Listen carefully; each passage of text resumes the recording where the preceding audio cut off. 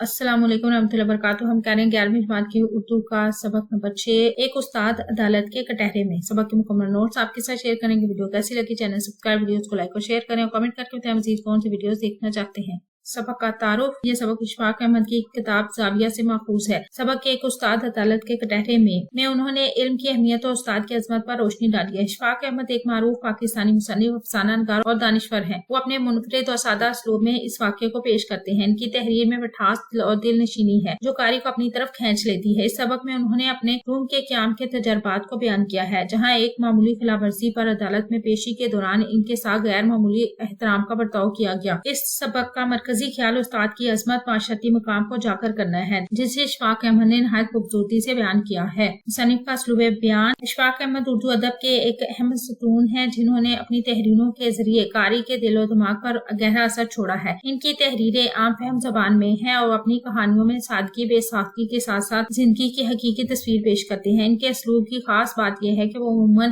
اپنے ذاتی تجربات اور مشاہدات کو کہانیوں کی شکل میں پیش کرتے ہیں، جس سے قارئین خود کو ان کہانیوں کا حصہ محسوس کرنے لگتے ہیں۔ اشفاق احمد کا لہجہ نرم، پرکشش اور دل نشین ہے، جس میں محبت، مٹھاس اور حکمت کا عنصر نمایاں ہوتا ہے۔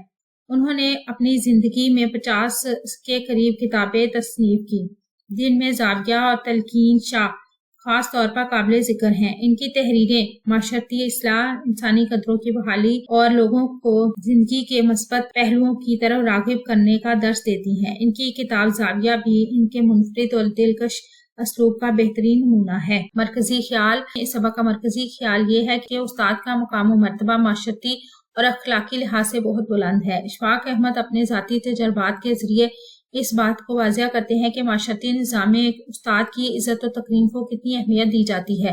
وہ بیان کرتے ہیں کہ کیسے روم میں ایک چھوٹے سے قانونی معاملے میں ان کے استاد ہونے کی وجہ سے انہیں نہ صرف عدالت میں احترام دیا گیا بلکہ معاشرتی سطح پر بھی ان کی عزت افزائی کی گئی۔ اس سبق کے ذریعے یہ پیغام دیا گیا ہے کہ علم اور اساتذہ کی قدر کرنا اور قانون کی پاسداری کرنا ایک مہذب معاشرے کی بنیادی نشانی ہے۔ خلاصہ سبق کا، اشفاق احمد اپنی ذاتی تجربات و مشاہدات کو کہانی کی شکل میں پیش کرتے ہیں۔ اس سبق میں وہ ایک واقعے کو بیان کرتے ہیں جب وہ روم یونیورسٹی میں بطور لیکچرار کام کر رہے تھے۔ انہوں نے بتایا کہ روم کی سڑکیں دوپہر کے وقت تقریباً خالی ہوتی تھی اور سڑکوں کو صاف کرنے کا انتظام بھی کیا جاتا تھا۔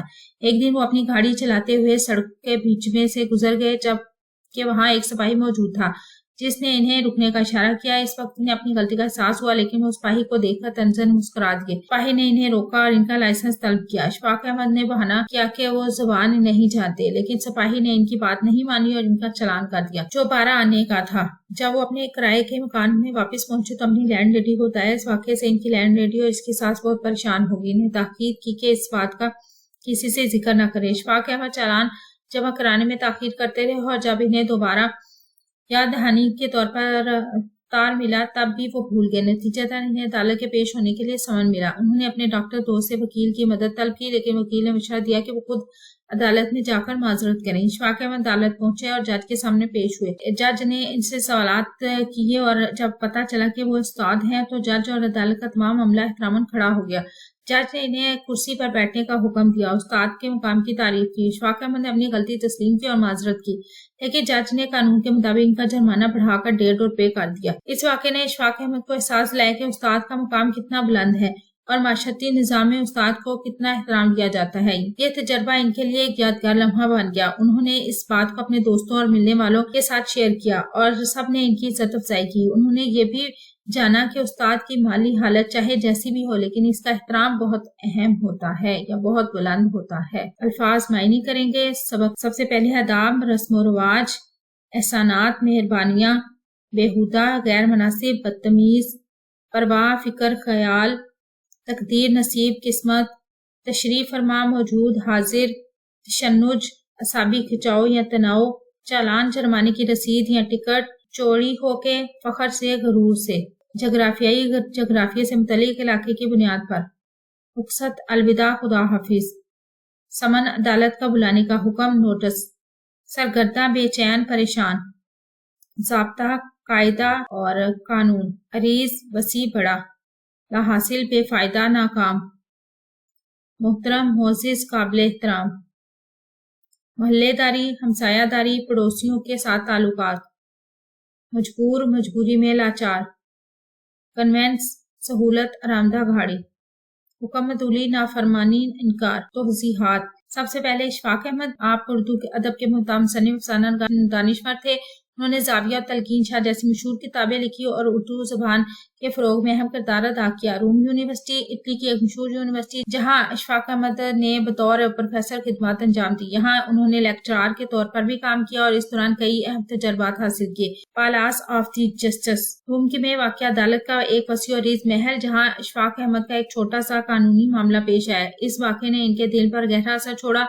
इनकी तहरीरों में भी इसकी झलक नुमाया नजर आती है। अख्तर शेरानी उर्दू के मारूफ शायर जो इशफाक अहमद के रहाइश के करीब रहते थे। इनकी शायरी और शख्सियत ने इशफाक अहमद पर गहरा असर डाला। मुश्किल सवालात, ये सवाल नंबर 2 है। एक उस्ताद अदालत के कटहरे में एक ऐसा मतन है जिसमें इशफाक अहमद ने यूरोप के एक मुल्क इटली की तहजीब और सकाफत और रवायत को उर्दू अंग्रेजी जबानों के इम्तिजाज के साथ खूबसूरत अंदाज में तहरीर किया है। वहाँ की सकाफत और रवायात के हवाले से उस्ताद के एहतराम को उजागर किया है। इससे न सिर्फ अंग्रेजी के उर्दू जुबानों के इम्तिजाज पर मबनी इस तहरीर को पढ़कर एक नए लबो लहजे से रोशनास होते हैं, बल्कि इसके इस्तेमाल की अहमियत से भी आगाह हो जाते हैं। अंग्रेजी और उर्दू के इस इम्तिजाज पर मबनी इस तहरीर को पढ़ते हुए तुलबा अपनी तहजीब व सकाफत और रूम के हवाले से उस्ताद के एहतराम का मुआवजा करें, अपनी राय दें। ये राय लिखी हुई है, आप इसे नोट डाउन कर लें। अगला सवाल है, दर्जा झैल तराकीब के इस्तेमाल करते हुए जुमले तहरीर करें। फरेबकारी, ताइब, इंसान, पोल खुलना और गुनाह कबीरा और फलां फलां।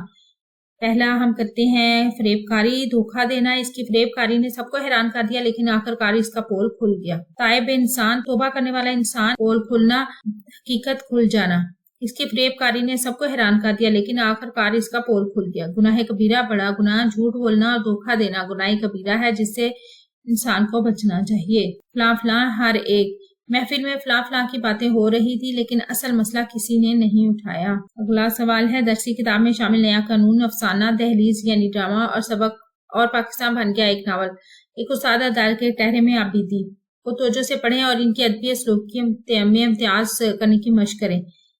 एक अफसाना है, एक ड्रामा है, एक नावल है और एक आबिदी है। इनके अदबी जो असलूब है उसमें जो इम्तियाज है वो दर्जा झैल है। ये लिखे हुए हैं अफसाना नया कानून, सादत हसन मंटो। इसके अदबी जो असलूब है वो ये लिखे हैं, साथ में एग्जाम्पल भी दी है। और इसके अलावा ड्रामे के भी अदबी असलूब लिखे हैं, नावल के भी अदबी असलूब लिखे हैं और आबिदी के भी अदबी असलूब लिखे हैं। आप इसे पॉज करके रीडिंग कर लें या स्क्रीनशॉट ले लें। वीडियो कैसी लग रही है चैनल जरूर सब्सक्राइब करें, वीडियोस को लाइक और शेयर करें और कमेंट करके बताएं मज़ीद कौन सी वीडियो देखना चाहते हैं। अपना और अपने प्यारों का रखें ढेर सारा ख्याल। अल्लाह हाफिज।